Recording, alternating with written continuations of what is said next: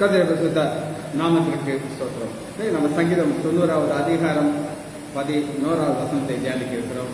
சங்கீதம் 90:11 ஜெபத்தோடு இந்த செய்திக்கு கடந்துகிறோம்.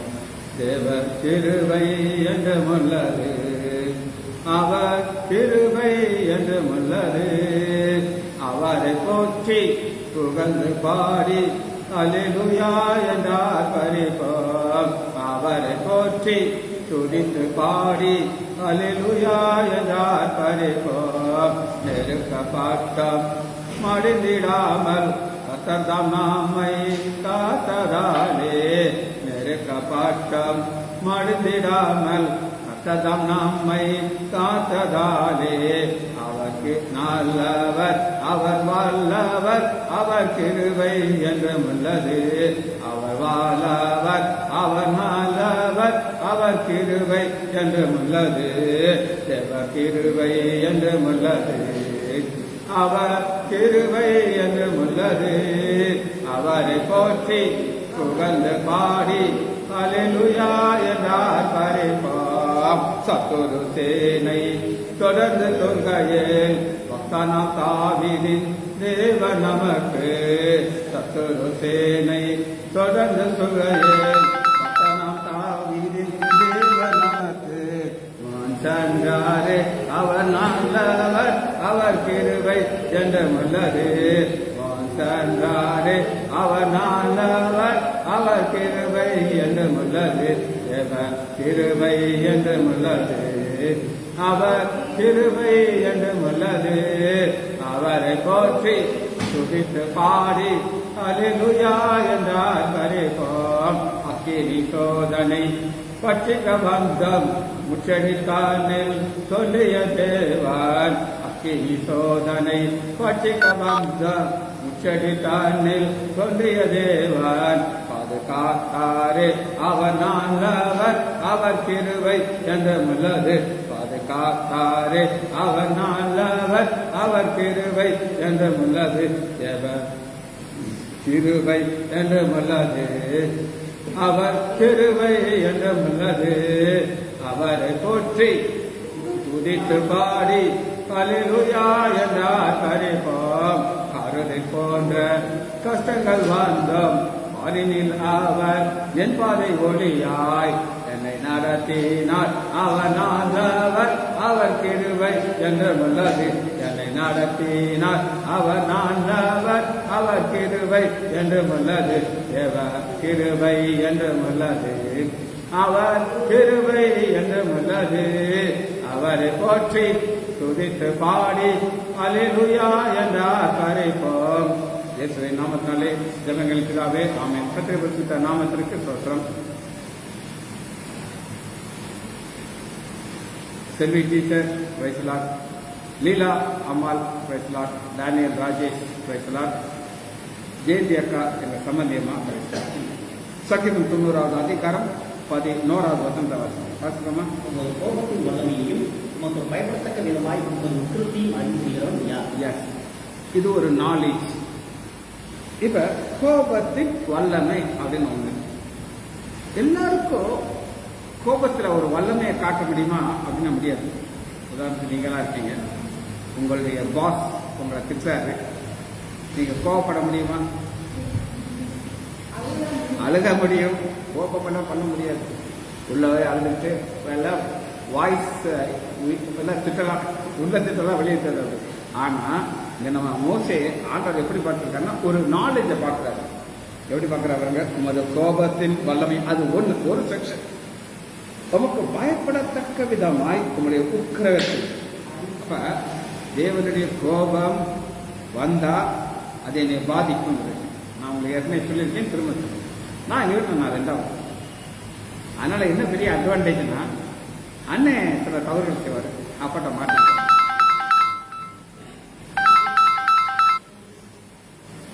என்ன செய்வாரு? அப்பாட்ட மாட்டேன். ஆனா நான் அதை பார்த்துக்கிட்டே இருப்பேன். ஓ, இது அப்பாவுக்கு பிடிக்காது போல இருக்கு அப்படின்னு சொல்லிட்டு நான் செய்ய மாட்டேன், அதை செய்ய மாட்டேன். கெட்ட பேர் யாருக்கு? அண்ணன் நானு. அதனாலதான் எனக்கு ஒரு நாலேஜ். அப்பாவை கோபப்படுறாரு, அப்பாவை கஷ்டப்படுறாரு. அப்பா தான் நமக்கு எல்லாமேங்கிற ஒரு அறிவு நமக்கு தேவை. சரி, இது என்னுடைய அனுபவத்தில் ரைட். இப்போ தேவனுடைய கோபத்தினால வருகிற வல்லமையில ஒரு ரிசல்ட்டை பார்க்கணும். இப்போ அறிந்து கொள்ளத்தக்கவன் யார்னா இது இது யார் சொல்றாங்கன்னு யாராவது சொல்லுங்க பார்ப்போம். பிராக்கெட் ஆகும் மோசே. மோசே. அப்போ மோசேக்கு ஒரு அனுபவம் இருந்துச்சு. என்ன அனுபவம் இருந்துச்சுன்னா, ஆண்டோடைய கோபம் வந்துச்சுன்னா அந்த வல்லமைக்கு பின்னாடி என்ன இருக்கு, வல்லமைக்கு பின்னாடி என்ன இருக்கு. ஒரு நடந்த சம்பவத்துக்கு இது மரியாதைக்கு தெரியும், உங்க எல்லாருக்கும் தெரியும். ஒரு பொண்ணு ஆஸ்பத்திரி வேலை வர்றாங்க, அவ ஒரு இடத்துல 100 ரூபாய் சம்பளம் கொடுக்குறாங்கன்னு போயிட்டான். எவ்வளவு தம்பிக்கு கோபம், எல்லாருக்கும் கம்மல் வாங்கி கொடுத்தாங்க. அவருக்கு கிடைக்குமா கம்மல்? அவ அவருடைய வல்லமைக்கு பின்னாடி உங்களுக்கு என்ன கிடைச்சது? கம்மல் கிடைச்சது. இங்க ஆண்டுடைய கோபத்துக்கு பின்னாடி யாத்ராகமம் 15வது அதிகாரம் 1 வசனத்துல கோபத்துக்கு பின்னாடி என்ன கிடைச்சது? அதான் வல்லமை. ஒரு பாடல் 15 யாத்ராகமம் 15:1 யாத்ராகமம் 15:1. கௌரி இந்த பக்கம் வா, இந்த பக்கம் வா.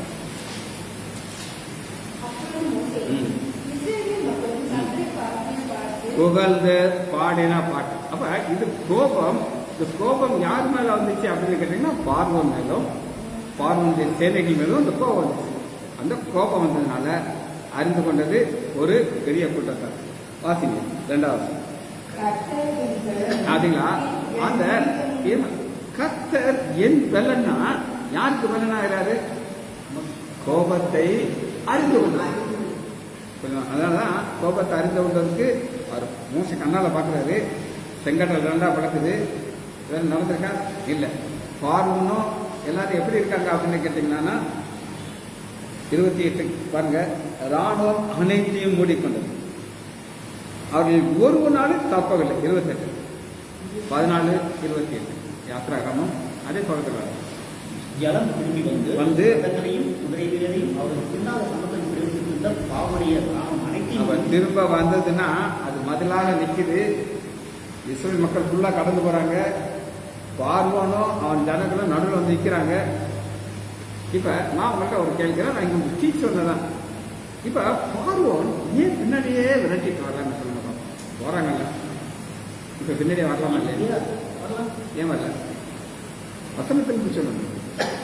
சொல்லட்டா?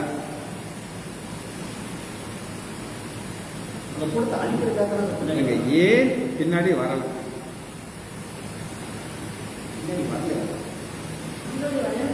16, 15, 16 வரும். கரெக்டா சொல்லணும்.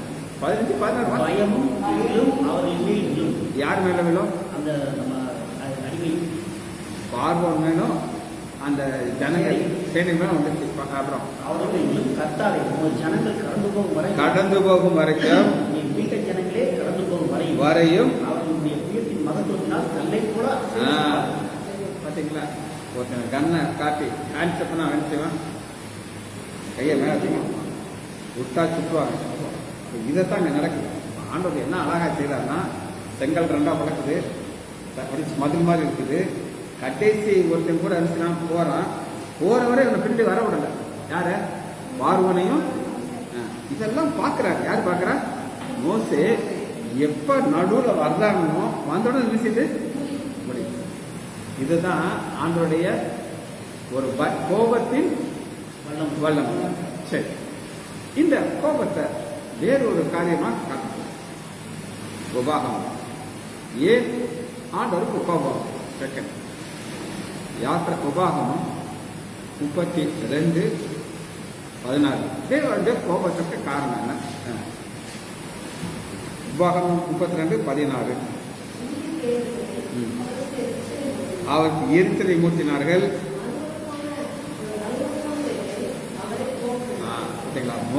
தேவனுடைய கோபம் யார் மேல வந்துச்சு? ஆர்வம் மேலும் சேனை வந்துச்சு. 2வது கோபம் யார் மேல வருது? அவர்கள் இஸ்ரவேல் மேல வருது. புரிஞ்சுறாங்க? 17 தாங்கள் அறியாதவர்களாகவும் தங்கள் பிதாக்கள் பயக்காதவர்களாகவும் மூலமாய் தோன்றிய புது தெய்வங்களுமாகிய செய்வதற்கு பயிரிட்டார்கள். ஏமா எல்லாருக்கும் என்ன ரொம்ப பிடிக்கணும், புதுசா அதான் பிடிக்கும். இப்போ எலெக்ஷன்ல ஜோசப் நான் கேட்டோன்னே எல்லாருக்கும் எப்படி இருக்கும்? நல்லா இருக்கும். பிஜேபி ஆர்எஸ்எஸ்க்கெல்லாம் பயங்கரம் வயிற்றுல புளிய கிடைக்கும். அவங்க நினைச்சாங்க தமிழ்நாட்டில இருந்து எதை பிடிக்கிறோம், கிறிஸ்தவர்கள். ஆனா அவனுக்கு தெரியல, இதுவரை அவன் பேர் என்னது, விஜய். ஆனா இப்ப ஜோசப் விஜய் ஆகிய இது தேவையில்லைங்க. ஆண்டவர் ஒரு ஆளை நிப்பாட்டுறாரு, பிடிக்காத ஆள், அவங்களுக்கு பிடிக்காது. ஏன் எல்லாரும் ஓட்ட மாட்டாங்க அப்படின்னு கேட்டீங்கன்னா, அவங்களுக்கு புதுசா ஒரு ஆள் வேணும். யாரு வேணும்? டிஎம்கே போர்டு வச்சுட்டு ஏடிஎம்கே போர்டு வச்சுட்டு. ஆனா இங்க ஒரு புது கடவுளை கண்டுபிடிக்கிறாங்க. புது கடவுளை கண்டுபிடிச்சு அவங்க கிடைச்சாங்க, அது பேய். 18 வாசம். உன்னை ஜெனிப்பித்த கண்மறையை நீ நினையாமல் போனாய், உன்னை பெற்ற தேவனை மறந்தாய். 19வது வாசம். கர்த்தர் அதை கண்டு தமது குமாரனும் தமது குமாரத்தையும் தம்மை கோபப்படுத்தினது நிமித்தம் மனமடிவாகி. யாருக்கா மனமடிவாகிறாரு? ஆண்டவர். கேட்டுக்கோங்க, நல்லா கேட்டுக்கோங்க. நான் 2000 ரசிக்கப்பட்டேன். எத்தனை வருஷம் ஆயிடுச்சு? 26 வருஷம் ஆச்சு. 26 வருஷத்துக்கு என்னுடைய அனுபவம் என்னன்னா, ஆண்டவர் ரொம்ப பிடிக்காத காரியம் நீ விற்கிறதுக்கு ஃப்ரெண்டு போய் நீங்க என்ன தப்பு பண்ணாலும் மன்னிப்பு ஒன்றை மட்டும் அவரால் ஏற்படுங்க. நம்ம இதில் அவர் தம்பி இருந்தார், லீலாம்மா மகன். அவன் ஒரு காலத்தில் பார்த்தீங்கன்னா ஒரு பிள்ளையார் கீச்சன் வந்து காலர் போட்டுட்டான் தாயத்து. இன்னும் ரொம்ப பண்ணியிருக்கேன். கேட்டா என்னை கை வச்சுட்டான். எல்லாம் ஒன்று தான் சார். என்னது வந்துச்சு, ஆண்டவருக்கு கோபம் கண்ணு தூக்கிட்டாரு. அண்ணன்ட்ட காலை விழுந்தாலும் நிறுத்திக்க மாட்டேங்கிறார். காரணம் தேவனுடைய ஆசீர்வாதம் பத்துக்கிட்டு போயிடும். மனமடிவாகி அவர்களை புறக்கணித்தார். என்னது புறக்கணித்தார்? 21. இவை அல்லாதவர்களால் எனக்கு எரிச்சலை ஊற்றி தங்கள் மாயத்தினால் என்னை கோபப்படுத்தினார்கள். ஆண்டோடைய கோபம் எப்ப வரும் அப்படின்னு கேட்டீங்கன்னா, நீங்க இருக்கிறதுக்கு வேண்டாம் கோபம். இந்த கோபத்துல இருந்து அவர் வெளியிலே கொண்டு வர முடியும். 1 2 3 இருக்குல்ல, நீங்க நான் கிரேடு போட மாட்டேன். இதுதான் ஏன்னா நான் சொன்னேன். இப்போ இன்னொரு உதாரணம் சொல்றேன். உங்க அப்பா இருக்காரு, பக்கத்துல ஒரு அங்கிள் இருக்காரு. அங்கிள்கிட்ட போய் அங்கிள் சாப்பாடு கொடுங்க, எனக்கு ஃபீஸ் கொடுங்க, அங்கிள் எனக்கு ட்ரெஸ் வாங்கி கொடுங்க அப்படின்னா உங்க அப்பாவுக்கு எப்படி இருக்கும்? நான் ஒரு கல் மாதிரி உட்காந்துக்கிட்டு என்கிட்ட கேட்காம அங்கே போய் அவன் எவன் ஒருத்தன் அவன்கிட்ட போய் அங்கிள் அங்கிள்னு கேட்டால் தான் போக மாட்டேன். அதான் கேம் நடக்குது. அடுத்த குறிப்பை பார்க்க போயிடும். 22. என் கோபத்தால் அக்கினி பற்றிக் கொண்டது. என் கோபத்தால் அக்னி. அப்ப ஆண்டோட கோபத்துல அக்னிங்கிறது என்ன அர்த்தம் சொல்லுங்க? எரிக்கிறது. அந்த அளவுக்கு ஆண்டோடைய கோபம்.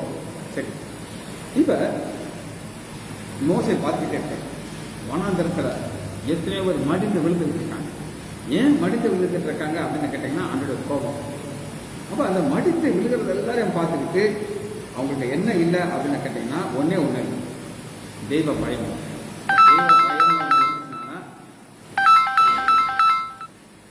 தெய்வ பயம் அப்படின்னு ஒன்று இருந்துட்டாங்கன்னா அவங்க என்ன செய்வாங்க? ஆண்டவரை விட்டு விலக மாட்டாங்க. அப்படிதானே? நான் பார்த்துருக்கேன். ஒரு சிலருக்கெல்லாம் அந்த வைராக்கியத்தை அசைக்க முடியாது. ஆனால் விக்கிரத்துக்கு போனவங்களே நான் பார்த்துருக்கேன். ஒரு பொண்ணை நான் வழி நடத்தினேன். அவள் இல்லை ஆண்டவருக்கு வந்தா. ஆண்டவர் கல்யாணம் கொடுத்தாரு. 2 பிள்ளை இருக்காங்க. அவளுடைய தங்கச்சி மதுரையில் ஒரு கண்ணாடி கடை ஆண்டவர் வச்சுருக்காரு. என்ன கடை? அன்னைக்கு நான் சத்தியம் நான் அனுப்புறேன். அங்கே ஒரு விக்கிரத்தை வச்சிருக்கா. எது வச்சிருக்கா? அவ என்ன சொல்றான்னா, எங்க அண்ணன் வந்து சொன்னாரு வைக்கிறது. அண்ணன் கடை வைக்கிறது ஹெல்ப் பண்ணல, ஆண்டவரா பார்த்து செய்தார். மனசுக்குள்ள தெரியும். நீ யாரும் போது கடை வைக்கும் போது இருந்துச்சேன்.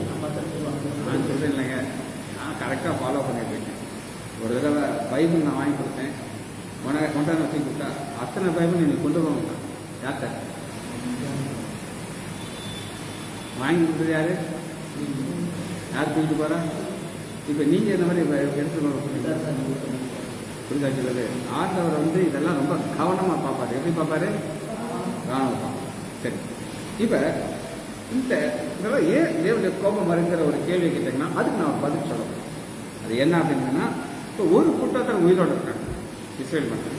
அந்த உயிரோடு இருக்கிற மக்களுக்கு புரிந்து கொள்ளணும் தேவனுடைய கோபம் எப்போ வரும், தேவனுடைய கோபம் வந்தானா என்ன நடக்கும். இப்போ நம்ம பார்க்குற தேவனுடைய கவரம் கோபக்கரத்தை நம்ம பார்க்கணும். இதை நம்ம புரிந்து கொள்வதற்கு 2 சாமுவேல் எடுத்துக்கோங்க. 24வது அதிகாரம்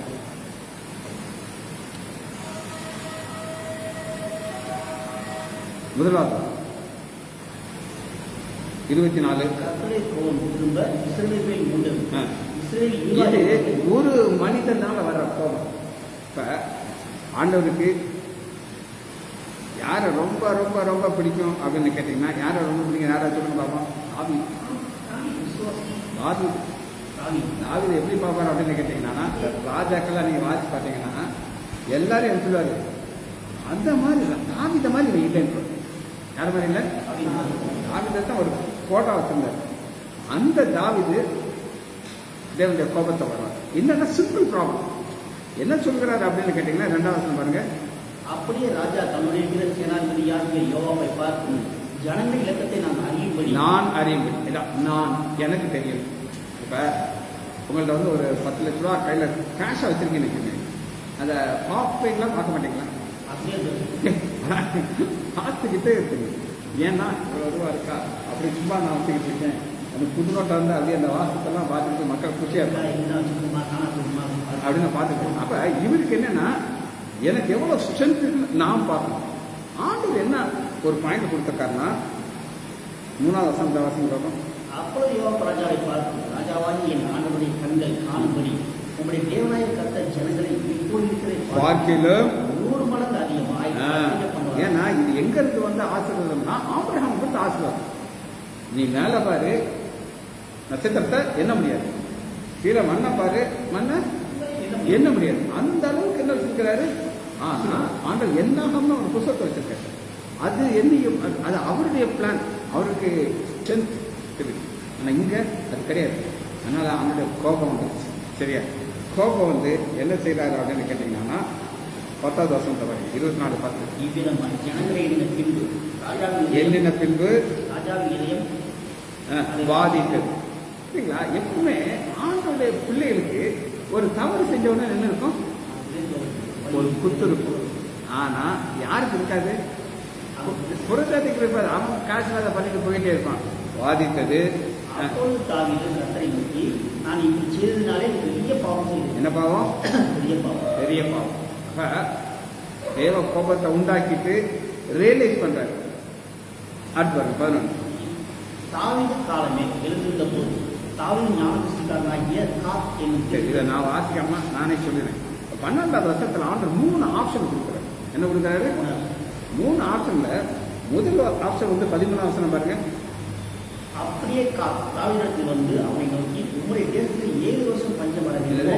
7 வருஷம் பஞ்சம்னா பூரணமானதுலையும் பஞ்சத்திலையும் பூர்ணமானது.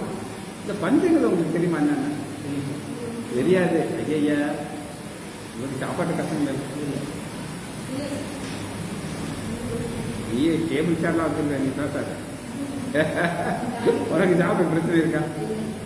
ஆனா பஞ்சம் வந்தானா உன்னோட காசு இருக்காது, சாப்பிட எதுவுமே கிடைக்காது. அதான் பஞ்சங்கிறது.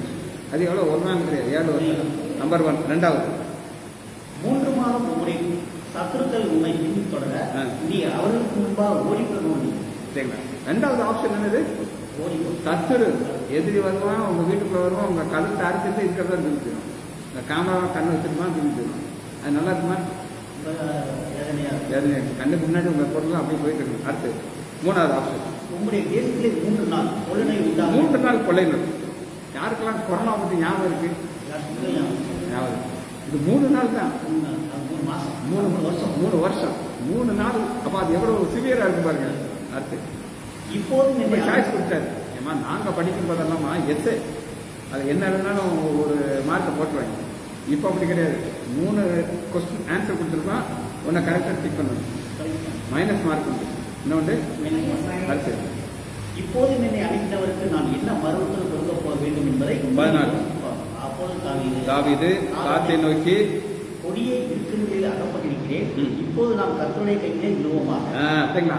அவர் தாவீதுக்கு ஆண்டவரை பற்றி நல்லா தெரியும். பிரச்சனையில் மாட்டிக்கிட்டேன், இப்போ அவர் கையில் விழுகிறேன். எதிரி கையில் விழுகிற ஐடியா கிடையாது. கொள்ளை நோயில் நான் சிக்கிட்டு கஷ்டப்படக்கூடாது. யார்கிட்ட விழுகிறேன்? ஆண்டவர்கிட்ட. கர்த்தருடைய கையிலே விழுவோமாக. அவருடைய இரக்கங்கள் மகா பெரியது. மனுஷர் கையிலே இல்லாது இருப்பினார். இதாங்க ஆப்ஷன். மனுஷன் கை இருக்குது, ஆண்டோடைய கரம். அப்போ ஆண்டோர் அந்த அந்த 15 வருஷத்துல பாருங்க ஆரம்பிக்கிறார். அப்பொழுது கர்த்தர் இஸ்ரவேலிலே அந்த காலமே தொடங்கி குறித்த காலம் வரைக்கும் கொலை நோயை வரப்பண்ணினார். அதிலே தான் முதல் பெயர் தெபா மற்றும் இந்த ஜனங்கள் 16 வசனம், தேவதூதன் எருசலேமை அழிக்க தன் கையை நீட்டின பொழுது கர்த்தர் அதற்கு இங்கு மனஸ்தாபம். பார்த்தீங்களா? எருசலேமில் வந்த உடனே ஆண்டவர் செய்தாரு, ஸ்டாப் பண்ணிட்டாரு. சரி, இன்னொரு கோபத்தை பார்த்துட்டு நம்ம அந்த செய்தியை முடிக்க இருக்கிறோம். வெளிப்படுத்துகிறார்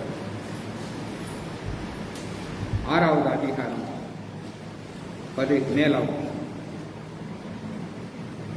அவருடைய கோபாக்கனின் மகா நாள் வந்தது, யார் நிலை நிற்க போதும். இப்ப 16 வருஷம் 7 பர்வதங்கள் 6 18 கண்மலையும் நோக்கி நீங்கள் எங்கள் மேல் விழுந்து சிங்காசனத்தின் மேல் வீற்றிருக்கிறவருடைய முகத்திற்கும் ஆட்டுக்குட்டியானவருடைய கோபத்திற்கும் எங்களை மறைத்துக் கொள்ளுங்கள். சரி, நீங்க ஆட்டுக்குட்டியானவரை எப்படித்தான் நீங்க பார்த்துருப்பீங்க அப்படின்னு கேட்டீங்கன்னா, மயிர் கத்திரிக்கை கொண்டு போகும்பொழுது வாயவே திறக்காத ஆடு. அது கோவம் வருமா? வராது. அவர் பிலாத்து பேசும்போது பேசணும், வாயை திறக்கணும். பிலாத்து கெஞ்சினா நீண்ட பேச மாட்டியா. ஆனா இப்ப ஆட்டுக்குட்டிக்கு என்ன வந்துருச்சு? கோபம். இந்த கோபம் ஏன் வந்துச்சுங்கிறத பார்த்து தான் நம்ம இந்த செய்தி. சங்கீதம் 2வது அதிகாரம், சங்கீதம் 2வது அதிகாரம் தேவனுடைய கோபம். 2வது அதிகாரத்தில் 6வது வசனம், சங்கீதம் 2:6. இது மேசியாவின் சங்கீதம். நான் என்னுடைய பரிசுத்த பர்வதமாகிய சீயோன் மீதிலே என்னுடைய ராஜாவை அபிஷேகம் பண்ணி வைத்தேன் என்றார். அப்புறம் தீர்மானத்தின் விவரம் சொல்லுவேன். கர்த்தரை நோக்கி நீருடைய குமாரன் இன்று நான் உன்னை ஜெயித்தேன். இங்க 2 பேரை நம்ம பார்க்கிறோம். பிதாவை பார்க்கிறோம், குமாரனை பார்க்கிறோம். இந்த யூதர்கள் வந்து பார்த்தீங்கன்னா இயேசு கிறிஸ்து நான் குமாரன் சொல்லி ஒத்துக்கிட மாட்டாங்க. அவங்க இந்த சங்கீதம் 2வது அதிகாரம் வாசிப்பாங்களா? வாசிப்பாங்க. அவங்க பழைய ஏற்பாடு அவங்க கையில வச்சிருந்தாங்க. ஆனாலும் குமாரன்னு சொல்லி ஒருத்தர் வருவார்னு சொல்லி சொல்றாரு. வந்ததுக்கு அப்புறம் ஏற்றுக்கொண்டாங்க. அடுத்த வாசம், என்னை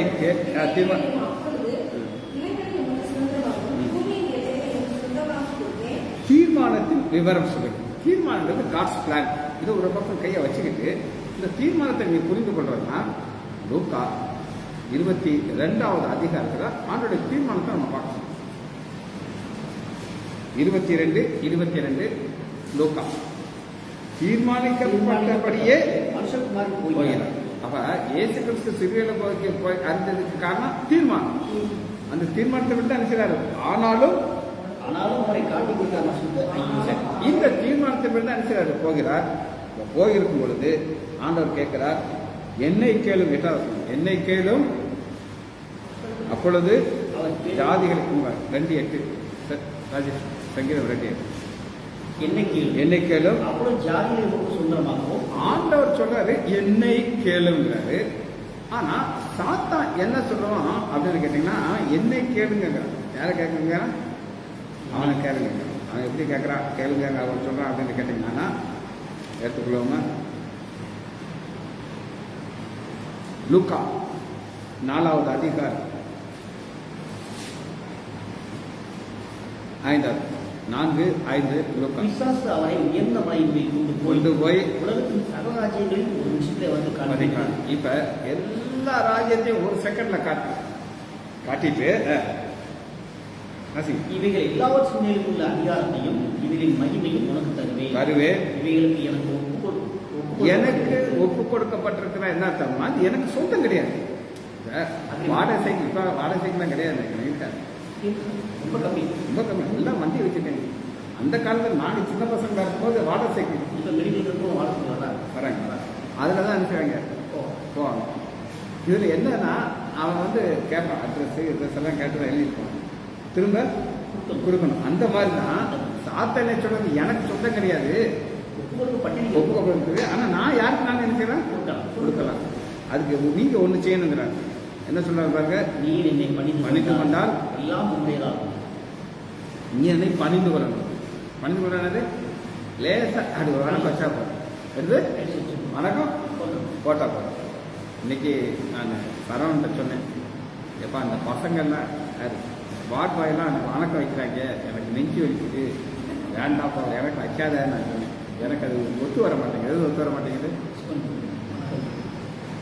ஏன் சொல்லுங்க, நமக்கு நம்ம சந்தோஷம் போயிருக்கோம், அவன் நமக்கு வைக்கிறவன் என்ன கிடைக்கும்? உனக்கு தான் கிடைக்கும். ஆனால் நிறைய பேர் எதிர்பார்ப்பாங்க. ஆனால் என்ன செய்யக்கூடாது, எனக்கு தேவையில்லை, ஆனால் இவன் வைக்க சொல்கிறான், ஒரு வணக்கம் மட்டும் வச்சா போதுங்கிறாங்க. இயேசு அவருக்கு விசித்திரமாக எனக்கு பின்னால் போ சாத்தானே, என் தேவனாய கர்த்தரை பணிந்து கொண்டு அவர் ஒருவருக்கே ஆராதனை செய்வார். சங்கீதம் 2வது அதிகாரத்துல ஆண்டவர் என்ன தெளிவா சொல்றாருன்னா, கேட்டா என்னை கேளு. யாரை கேளும்? இதாட்ட கேட்டா என்ன கொடுப்பாரு? வாசிங்க 8 இயேசு இல்லைங்க 2:8 சங்கீதம்.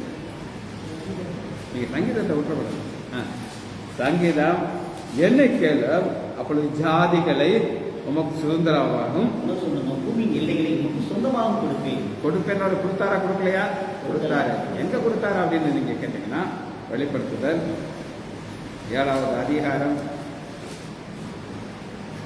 9. வெளிப்படுத்துதல் 7:9. பின்பு நான் பார்த்த போதிலோ சகல ஜாதியிலும் கோத்திரங்களிலும் ஜனங்களின் வாசிக்காரர்களும் வந்ததோ ஒருவரும் எண்ணக்கூடாதுமான ஒருவரும் என்னக்கூடாத எல்லா கூட்டமாகிய ஜனங்கள் வெள்ளை அங்கியிலே சரிங்களா? இங்க நம்ம பாக்குறதுன்னா திரு சகல ஜாதிகள் ஜனங்கள். ஆண்டவர் சொல்றாரு, என்னை கேளு, நான் உனக்கு என்ன கொடுப்பேன், எல்லா ஜாதியும் நான் கொடுப்பேங்க. கொடுத்தாரா? கொடுத்தாரு. ஆனா சாத்தானுடைய ஐடியா என்னன்னா, இதெல்லாம் தேவையில்லை, எனக்கு ஒரு வணக்கம் வச்சா போதுங்கிறதான். அதனாலதான் அந்த சங்கீதத்துல கடைசி ஒரு வருஷம் மட்டும் வாசிங்க பார்ப்போம். சங்கீதம் 2வது அதிகாரம்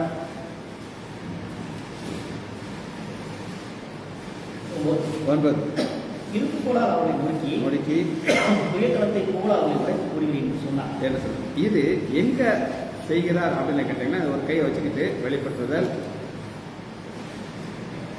2வது அதிகாரம் 26. வெளிப்படுத்துதல் 2:26 ஜெயம் கொண்டு முடிவு பரியந்தம் என் கிரிகளை கைக்குள்ளவன் எவனோ அவனுக்கு நான் பெற்றது போல கொடுப்பேன், ஆளுவான். இந்த சங்கீதம் 2வது அதிகாரத்தில் இங்க ஆண்டவர் சொல்றது, இதை நான் உனக்கு கொடுப்பேங்க. யார் கொடுப்பேங்கிறாரு? உனக்கு கொடுப்பேன். வெடிவெளி நட்சத்திரத்தையும் அவனுக்கு கொடுப்பேன். போனஸ். வெடிவெளி நட்சத்திரம் ஒரு போனஸ். இதுதான் தேவ கோபனுடைய காலம். 12வது வாசிங்க நம்ம முடிக்க போறோம். 11 பயத்துடனே கர்த்தரை செய்வீங்கள், நடுக்கத்தோட கலிகூறுகள். 11 சங்கீதம் 2 செய்வீங்கள். குமாரன். இந்த குமாரன்கிறது யாரு? ஆட்டுக்குட்டினாடு கோபத்தை தான் வெளிப்படுத்தல அவங்க காமிச்சு 6:17. என்ன செய்யக்கூடாது? வழியில் அதிக என்னன்றத சொல்ல ஆண்டவர் நமக்கு பிறப்பு நமக்கு கொடுத்தாரு, இறப்பு. இந்த ரெண்டுக்குள்ள ஒரு வாழ்க்கையில இதெல்லாம் நம்ம கையில கொடுத்தாரு. நான் 2வது ரட்சிக்கப்பட்டேன், எனக்கு தெரிஞ்சிச்சு ஆண்டவர் பிடிச்சாரு.